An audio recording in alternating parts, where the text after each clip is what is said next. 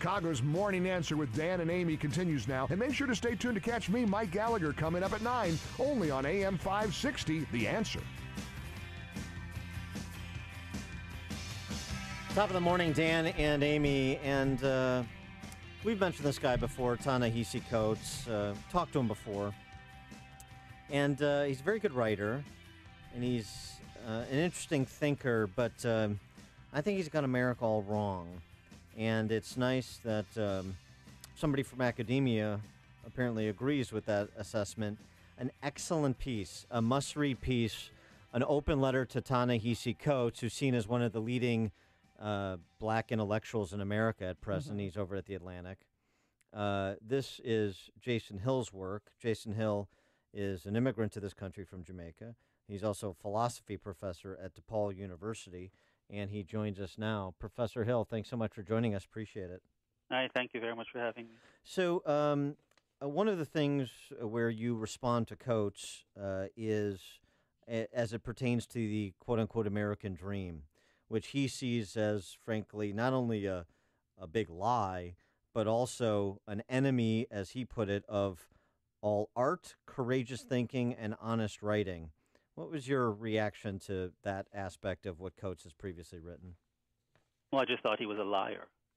I thought that that's the case of the big lie, and I thought that to sort of posit the American dream as a fabricated construct that's used to exploit black people, and to state that it's predicated on a specious hope that black people ought to reject, was basically an abysmal slap in the face of immigrants such as myself, who had come to this country and had labored and aspired to the American dream, and had taken advantage of all the opportunities of this magnificent country, and had embraced the American dream, and had realized the American dream because we worked hard and we cultivated the virtues of character that are needed to achieve the American dream.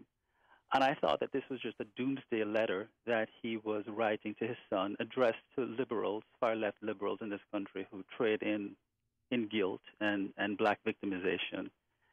And as I aged, few things make me angry, but this book really, really made me angry because it was just a malignment of this magnificent country that I love enormously as an immigrant. And the celebrated book that you're referencing, just for setting a baseline here, Between the World and Me, is Coates' book. That's his book. That's right. Well, Mr. Hill, what's your story of coming to America? Well, I was 20 years old. I came in 1985. I came with $120 in my pocket with the love of my family and my mom and my grandmother.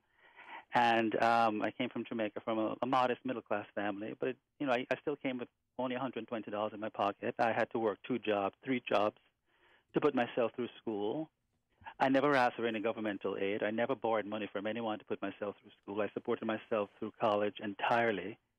And it was a very, very difficult struggle. I won a scholarship to do my doctorate at Purdue University and went through an enormous period of struggle to put myself through my undergraduate years. I went to school full-time.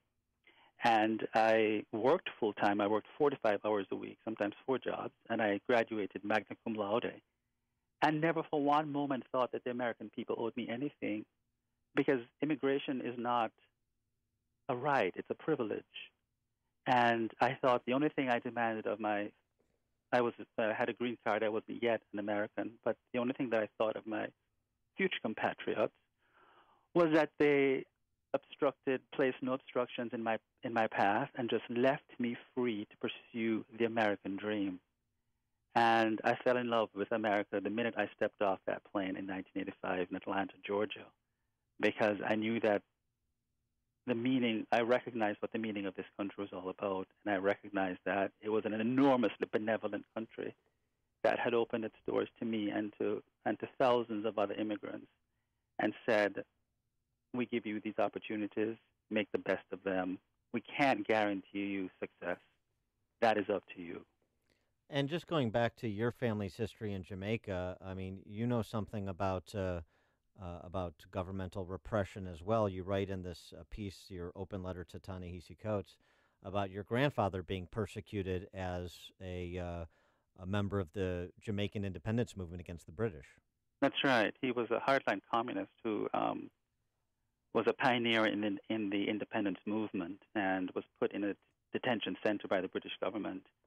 And never once did I hear him claim victimization. He was a very, very dignified, elegant man who knew that he wanted independence for his country and could easily have lapsed into the sort of victimization mode and also sort of like casting blame at the imperial British Empire for putting him in the position that he was. But he preached a promise of transcendence and actually worked in tandem with the British government for them to get out of Jamaica.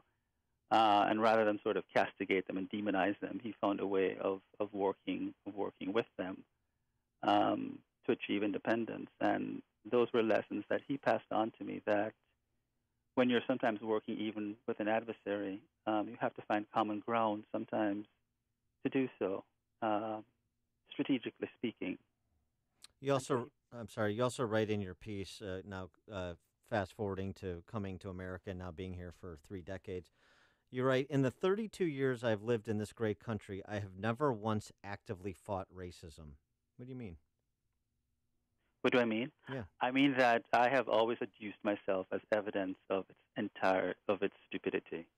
I don't take myself as being an activist in any way. I'm an intellectual activist. I fight racism through the propagation of certain ideas, through advocating individualism, advocating the free market and capitalism, which I think are antidotes to racism, interestingly.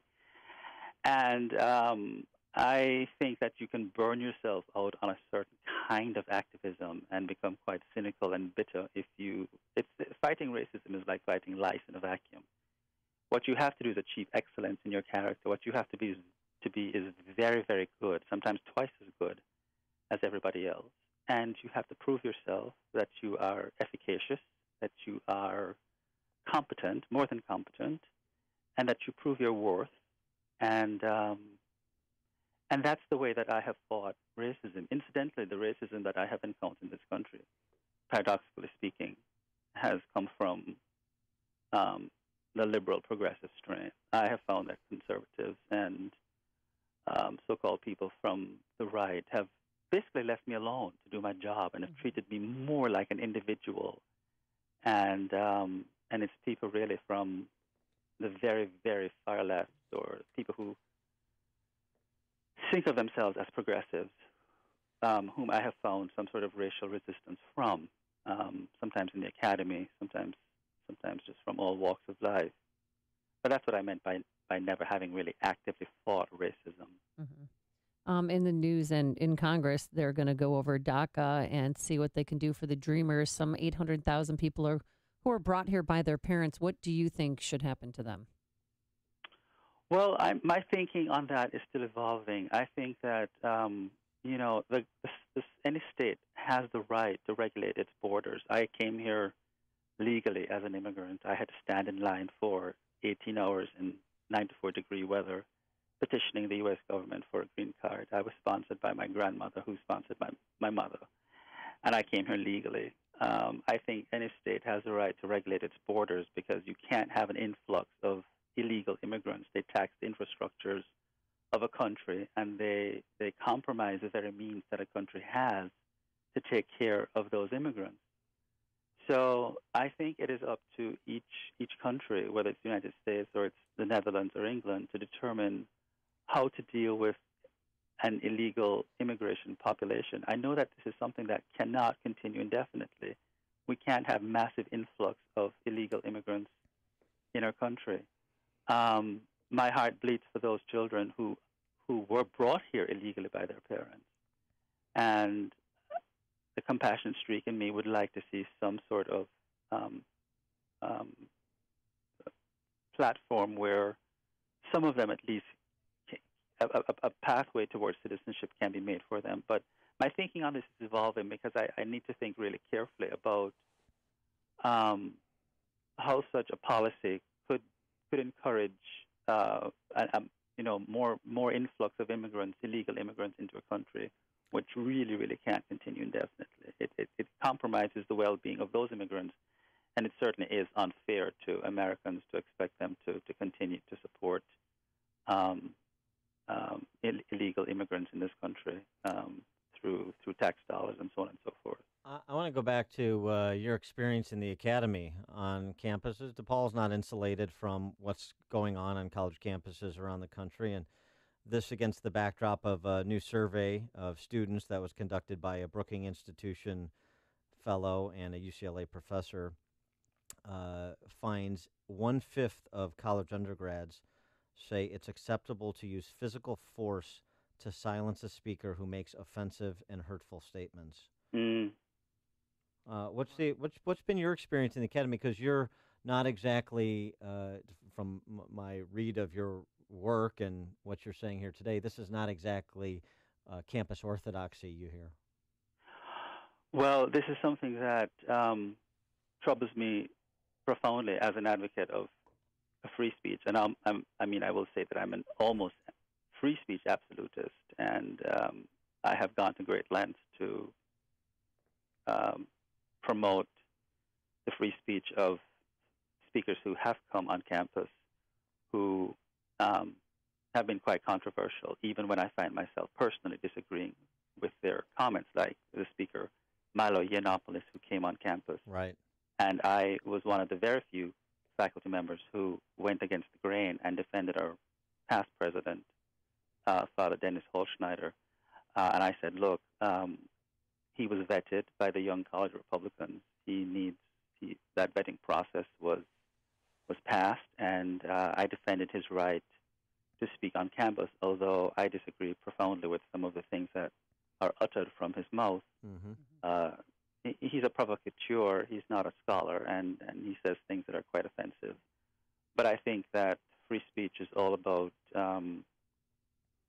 challenging and contesting and issuing rejoinders to those ideas that you find offensive. So I'm very, very worried that, in the late 60s and early the free speech was the baby of the far left, and now it's the right that's turned up as being the defender of free speech, and the left has sort of given this fight up. It bothers me very much, because I think this is precisely how we fall into fascism and into a kind of Stalinist totalitarianism, where we control the ideas and the mindset of people with whom we disagree, and we assume a kind of infallibility on our part to assume that I know that what you are saying is wrong. Well, the only way we can prove that your ideas are false or nefarious is to have an open debate and an open forum in which these ideas are contested, and the best arguments usually win out. So this worries me quite deeply, that what I see happening on college campuses, where this issue of what's being coined as hate speech is used as a ruse to prevent authentic free speech. All right. Well, I'd like to audit your philosophy class at DePaul. Can I just show up and sit in? I'd love you to. The piece in Commentary Magazine, Open Letter to Ta-Nehisi Coates, the author. We're speaking with Jason Hill, philosophy professor at DePaul. Professor Hill, pleasure to speak with you. Thanks for your time. Thank you so much. And he joined us on our turnkey.pro answer line.